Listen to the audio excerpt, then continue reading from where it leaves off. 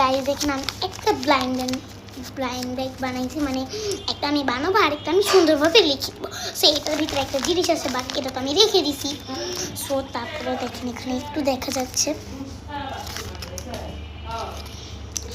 দেখেন blind bag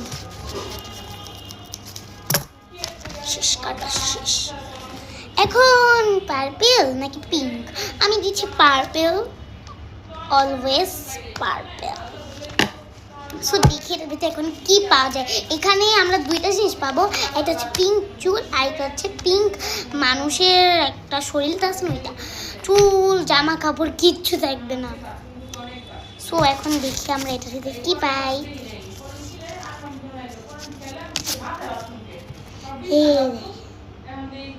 চুল পেয়েছি, তারপর পিঙ্ক, ভাই আমার সব কিছুই ভুল গেছে। So bye bye. So guys video তো দেওয়ার কথা ছিল কালকে, বাট আমি দিছি আজকে। ভাই কি আর বলবো, একটা জিনিস দেখবেন, এই দেখেন একটা পেপার চেন,